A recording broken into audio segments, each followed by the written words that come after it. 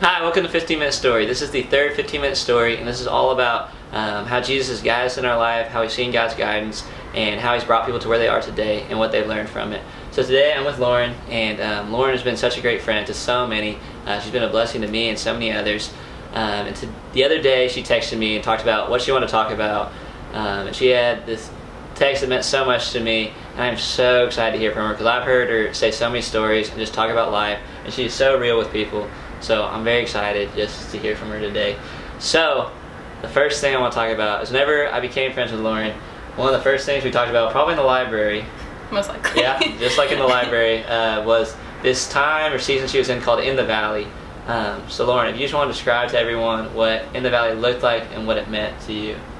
So In the Valley was a phrase that was very impactful to me, kind of starting last summer and definitely like last semester.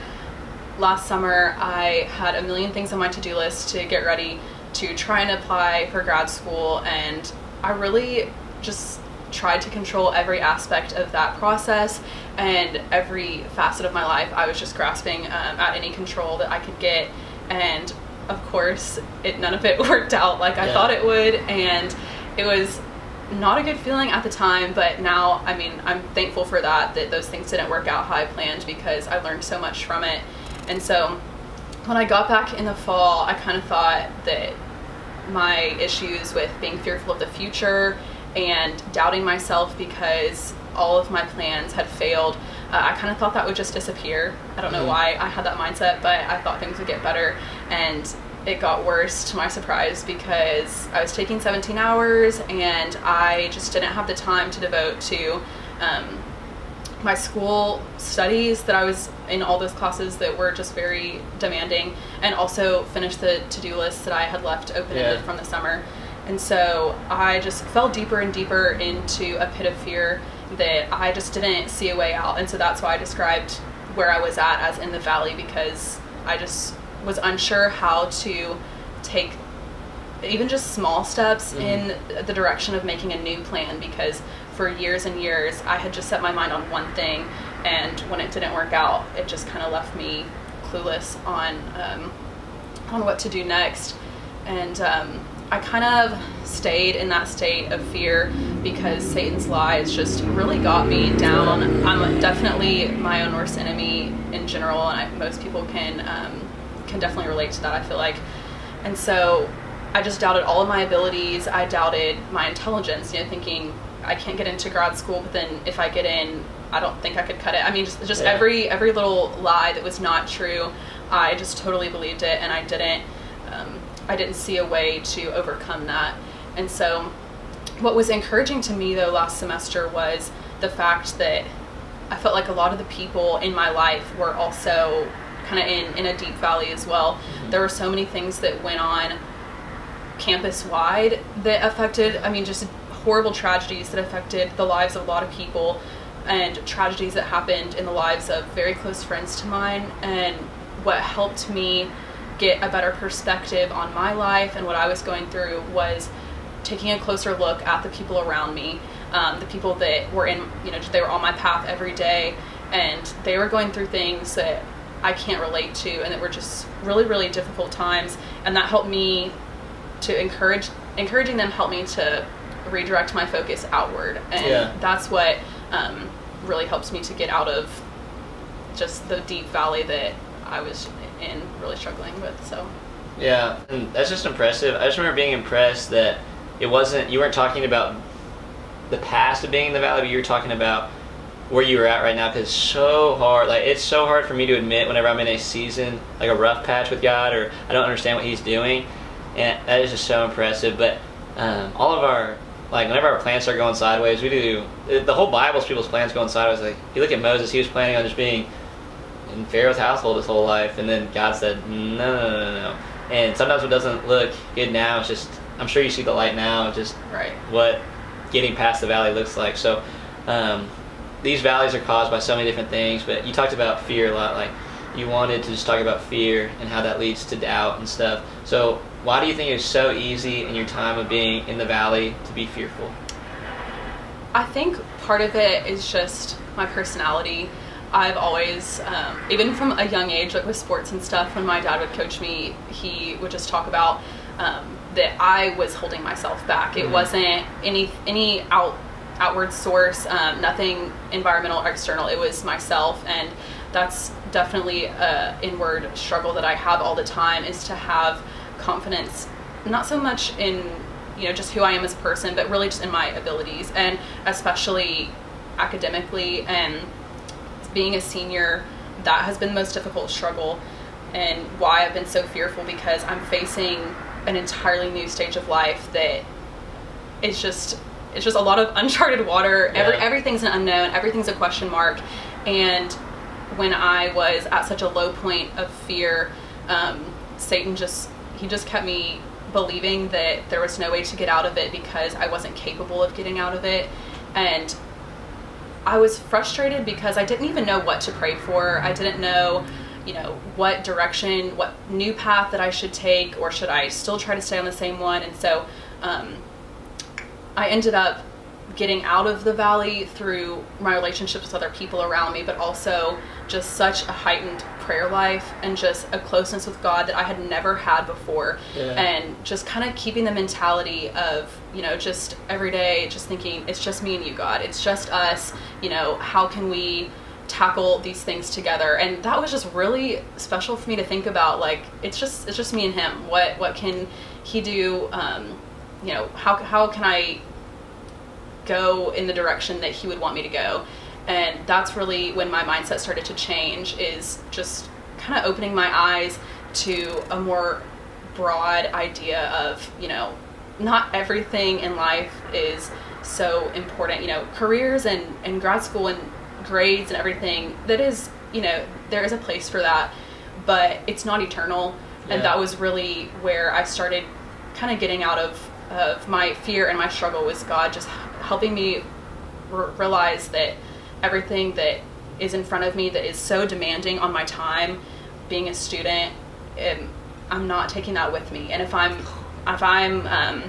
spending so much time only thinking about that and only trying to meticulously plan my life, then I'm missing out on the spiritual aspects of everything that that this world has to offer spiritually, and the people around me. So that really helped. But yeah, I definitely, I stayed in a rough place of fear for a while, and it's just really, really cool to look back at prayers that I wrote during those times and just think back to, I mean, it's only been a couple months, and I just feel like a totally new person because of that experience. And I always try to choose to see struggle as just something that's beautiful, because the journey is so beautiful. And you, even in the struggle, I knew, you know it's going to get better at some point. You never can predict when, but it's so exciting to be obviously on this side of it now, but to be able to look back and see the growth and see that I feel like I have just made dramatic changes to my life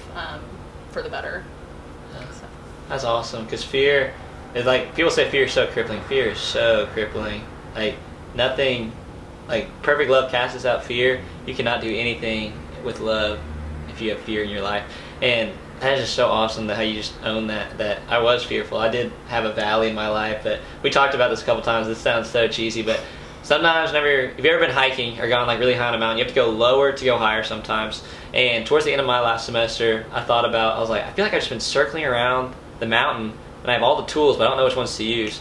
And just how God's guiding, sometimes it's not the same speed we want, but it's never really what we exactly want, but his plan is so much better than ours.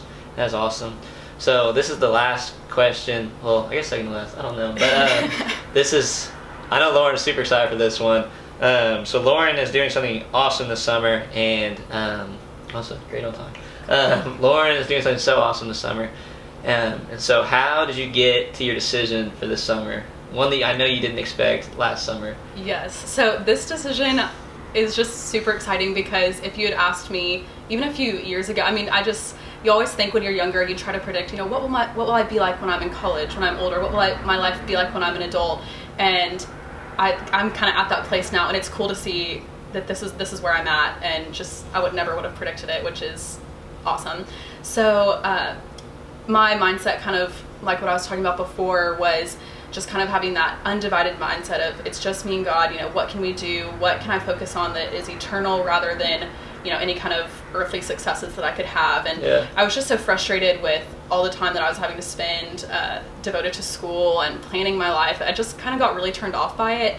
And my first thought was just, what can I do mission related? I need to get out. I need to get away from just so much stress and anxiety. And I really want to pursue the idea of doing some kind of longer term mission work.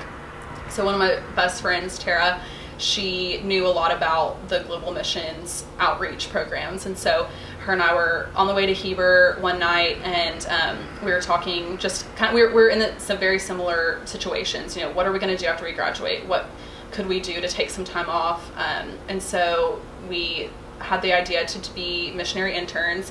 And so we went and talked to the people in charge, and the first just country that came to my mind when thinking where I wanted to do this mission experience was Africa, because if I was just thinking, if I'm gonna do this and I want to really do it and I want to get wildly outside my comfort zone, and that was the first place that I felt like, man, I am really gonna grow if I go to Africa. And that's just what I want. I want extreme growth, and I want to be outside my comfort zone because I know how impactful that will be for me later on.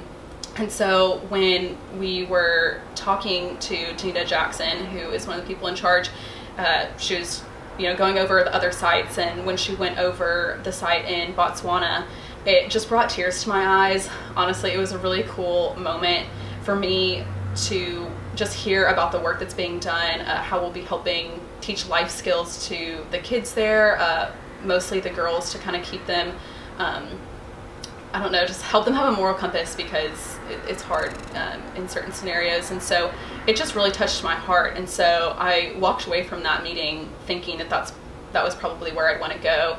And then again, I kind of let doubt and fear creep in, and I was like, well, maybe I'll just go to one of the sites in Europe that I would probably be more comfortable there. Maybe I could be more useful there looking at the descriptions of the other sites. But God wasn't going to let that happen, because I just truly believe that He wants me to be in Botswana. And so we had an intern retreat where you're supposed to we prayed over all the sites, and we went over what all of them, what happened at each of the places. And most of the people there actually had already chosen their site. And so the place that I had in my mind that I was going to go in Europe was full, and I didn't know it. And so I went into the night thinking that I was going to choose that place. And so when they said that it was full, I panicked to the point that I almost backed out of the whole thing. I almost was like, okay, I'm uncomfortable. I don't know that I can do this. And when it came time, when we were done praying for everything, they had all the sheets of paper for every site on the floor, and the one right in front of me was Botswana. And I looked at it, and I was talking to my friend Nancy next to me, and I was like, this is the place. This is what moved me when I heard about the work that was being done there. And I was like, this is what I originally wanted to do. I don't really know why I strayed away from that. And so it was scary, because I again wasn't planning on that to happen, but it was just such a clear sign that this was supposed to happen the way it did.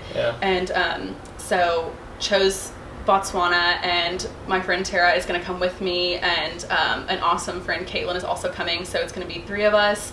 We're going to be there for about 6 to 8 weeks with a missionary host family, and they are absolutely incredible. We had the honor to meet them last Friday, and I just had so much joy. I've never felt that deepness of joy in my life. I screamed the whole drive home, honestly.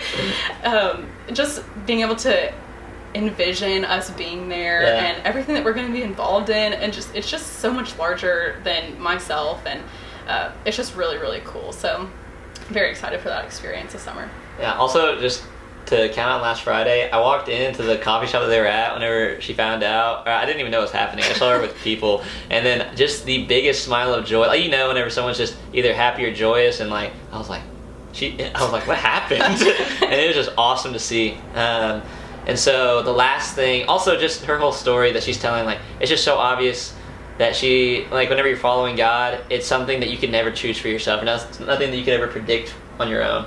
And so for the last thing, what is something that you live by or something you just want to leave with people watching this? Yeah, so a quote that I heard back home over break from the preacher at my home church, he said, "The road to new things is a necessary place where we prove that we are more interested in God than being comfortable." Ooh. And so that was, my ears just perked up when he said that. I was like, that is absolutely where I'm at. I want to live a life that is not ordinary and it's not comfortable, because if it is, then I'm probably not doing anything for the kingdom. And so that's kind of my motto, and it's a really, really good quote, and I'm really happy that I was there to hear that, because I needed to hear that. So that's it. That's everything from Lauren. Great person to get to know. Thank you so much for watching. We're done. That was good. We're done. That was good. I feel good about